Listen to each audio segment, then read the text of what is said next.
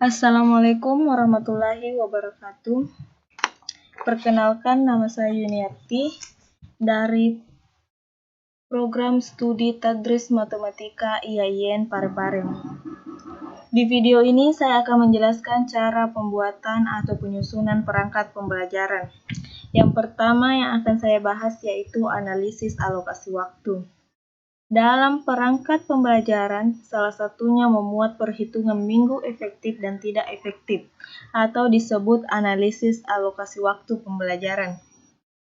Adapun langkah-langkah penyusunannya, yang pertama yaitu kita menyiapkan kalender pendidikan yang diambil dari sekolah.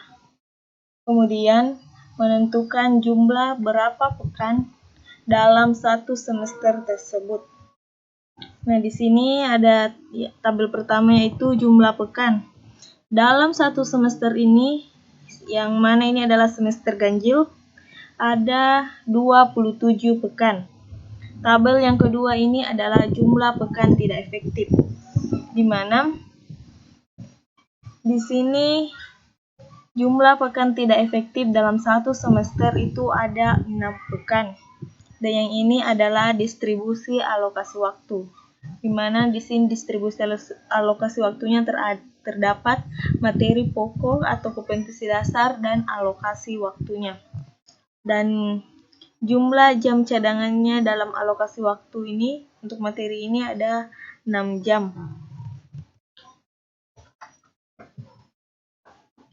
Nah, untuk mengetahui apakah atau jumlah pekan tidak efektif yang dilakukan itu, yang pertama kita harus tahu berapa jumlah pekan dalam satu semester. Nah, di sini kan tadi 27 pekan. Jadi banyaknya pekan efektif itu adalah 27 pekan dikurang. Nah, di sini tadi jumlah pekan tidak efektif dalam satu semester ini di semester ganjil itu adalah 6 pekan. Jadi 27 pekan dikurang 6 pekan sama dengan 21 pekan. Jadi terdapat 21 pekan yang efektif dalam satu semester. Selanjutnya itu banyaknya jam pelajaran, di mana di sini yang dikalikan itu adalah 21 pekan yang efektif dikali dengan jumlah jam cadangannya. Nah, maaf, di sini seharusnya 6. Jadi 21 pekan dikali 6 jam sama dengan hasil dari berapa lama atau berapa banyak jam pelajaran tersebut. Nah, selanjutnya itu adalah untuk semester genap. Sama halnya tadi dengan semester ganjil, pertama juga itu adalah kita harus memiliki kalender pendidikan yang diambil dari sekolah. Kemudian menentukan berapa pekan dalam satu semester dan menentukan berapa jumlah pekan yang tidak efektif. Dan juga distribusi alokasi waktunya. Seperti itu. Jadi di sini yang untuk semester genapnya itu banyaknya pekan efektif yaitu jumlah pekan semuanya itu tadi 23 pekan dikurang 4 pekan. 4 pekan sama dengan 19 pekan. Kemudian banyaknya jam pelajaran yaitu 19 pekan dikali 4 jam pelajaran sama dengan 76 jam pelajaran. Selanjutnya yang akan saya bahas itu adalah program tahunan atau PROTA.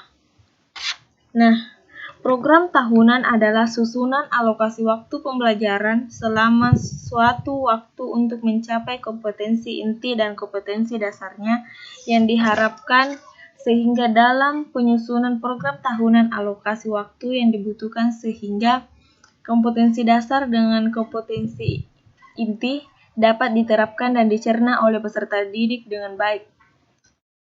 Adapun langkah-langkahnya itu kita bisa lihat di sini. Ini adalah kompetensi inti dalam program tahunan ini. Kemudian di sini ada kompetensi dasarnya.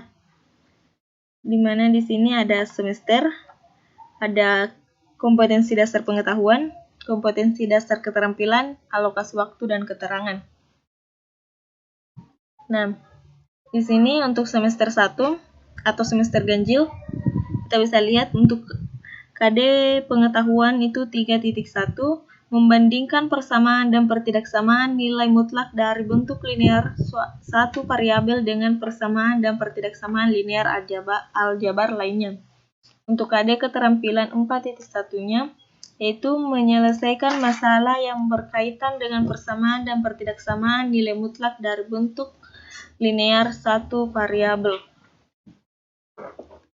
Dengan keseluruhan alokasi waktunya itu, alokasi waktu yang dibutuhkan itu adalah 26 jam. Kemudian yang KD pengetahuan 3.2, menyusun sistem persamaan linear 3 variabel dari masalah konstektual. Kemudian KD keterampilan 4.2, menyelesaikan masalah konstektual yang berkaitan dengan sistem persamaan linear 3 variabel, di mana alokasi waktunya itu adalah 18. Begitupun dengan 3.3, 3.4, membutuhkan alokasi waktu 22, 3.4 dan 4.4 pun membutuhkan alokasi waktu 12. Nah, sama halnya dengan semester ganjil ini, begitu pula dengan semester genap. Juga di sini ada KD pengetahuan dan KD keterampilannya, dan alokasi waktunya. Sehingga cadangannya itu terdapat 10 dan jumlahnya itu 160. Nah, selanjutnya yang akan saya jelaskan itu adalah program semester. Yang pertama itu adalah program semester ganjil. Adapun langkah-langkah program semester yaitu menelaah kalender pendidikan dan cari kesatuan pendidikan berdasarkan kebutuhan tingkat satuan pendidikan. Menghitung jumlah hari pelajaran yang efektif dan jam pelajaran yang tidak efektif dalam 1 bulan semester dalam 1 tahun. Untuk lebih jelasnya kita bisa lihat di sini. Di kolomnya ini ada kompetensi dasar dan indikator, alokasi waktu, dan bulan. Karena ini semester ganjil, jadi bulannya itu adalah Juli, Agustus, September, Oktober, November, dan Desember.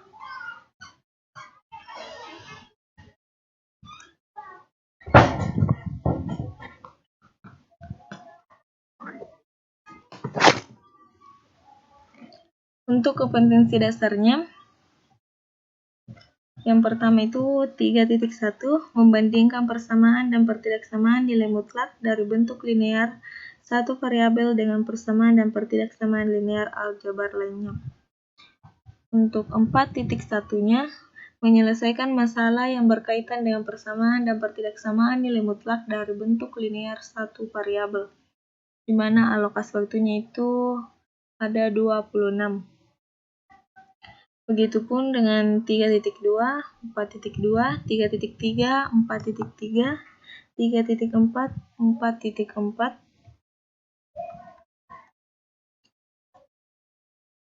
Jadi kita bisa lihat di sini di bulan pertama itu bulan Juli ada 3 minggu yang tidak efektif. Yang pertama itu minggu pertama dengan minggu kedua liburan akhir semester genap. Di minggu ketiga yaitu PLS atau pengenalan lingkungan sekolah. Kemudian di bulan Agustus semuanya efektif. Di bulan September ada 1 yang tidak efektif. Bulan Oktober dan November semuanya efektif.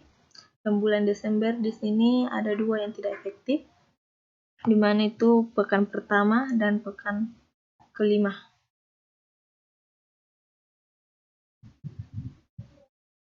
Sehingga cadangannya dalam alokasi waktunya itu ada 6 dan jumlah jam pelajarannya semuanya itu adalah 84. Selanjutnya itu program semester genap. Sama halnya tadi dengan program semester ganjil, di sini juga terdapat kompetensi dasar, indikator, alokasi waktu, dan bulan. Nah, di sini tuh di kompetensi dasarnya itu 3.5, 4.5 sampai dengan 3.8 dan 4.8. Semuanya juga punya alokasi waktunya. Sekarang kita lihat di bulannya, di mana bulan Januari dengan Februari ini semuanya pekan efektif. Di bulan Maret terdapat 2 pekan yang tidak efektif. Di bulan April terdapat 1 pekan yang tidak efektif, yaitu pada pekan ketiga, di mana liburan awal Ramadan. Untuk bulan Mei, di sini terdapat 1 pekan yang tidak efektif, yaitu pekan kedua, yaitu liburan hari raya. Di bulan Juni terdapat 3 pekan yang tidak efektif, yaitu pada pekan kedua, penilaian akhir tahun, dan pekan keempat dan kelima yaitu liburan kenaikan kelas. Di mana jumlah untuk alokasi waktu cadangannya itu ada 4 dan jumlah jam pelajarannya itu ada 76. Selanjutnya akan saya jelaskan yaitu adalah KKM atau kriteria ketuntasan minimal. Di mana KKM adalah yang ditentukan oleh satuan pendidikan di mana menentukan KKM adalah sekolah yang ditetapkan pada awal tahun pelajaran oleh suatu pendidikan berdasarkan musyawarah guru mata pelajaran. Dalam menentukan KKM ada 3 hal yang harus diperhatikan, yaitu kompleksitas, daya dukung, dan intake-nya. Nah, bisa kita lihat di sini, ini untuk KKM semester ganjil. Terdapat kompetensi dasar dan indikator kriteria penetapan ketuntasannya, di mana 3.1 dan 4.1 ini. 3.1-nya itu membandingkan persamaan dan pertidaksamaan nilai mutlak dari bentuk linear satu variabel dengan persamaan dan pertidaksamaan linear aljabar lainnya, di mana kompleksitasnya itu 3, daya dukungnya 2, intake-nya 3, sehingga nilai KKM-nya itu adalah 30. Begitupun sampai seterusnya, seperti 4.1, 3.2, 4.2, semuanya punya kompleksitas, daya dukung, intake, dan nilai KKM. Sehingga total indikatornya itu ada 8. Jumlah nilai KKM semua indikator itu 445, dan nilai KKM semester 1 yaitu 55,6. Selanjutnya itu adalah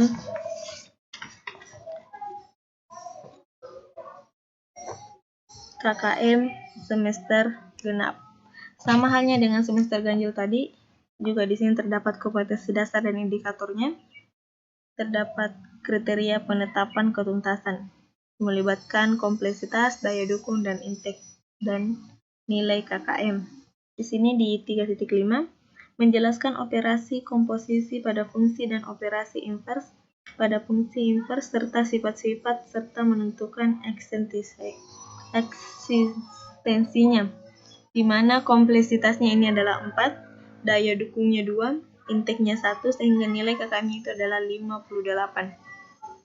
Begitu sampai seterusnya. Kita bisa lihat di sini semuanya ada, sehingga total indikatornya itu adalah 8.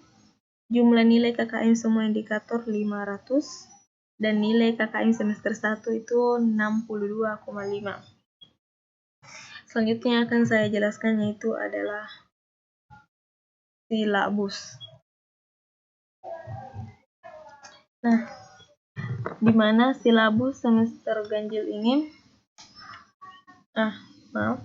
di mana silabus ini kita bisa lihat di sini, itu kompetensi inti, kompetensi dasar, materi pembelajaran, dan kegiatan pembelajaran. Kita bisa lihat di sini ada kompetensi intinya, KI1, KI2, KI3, dan KI4.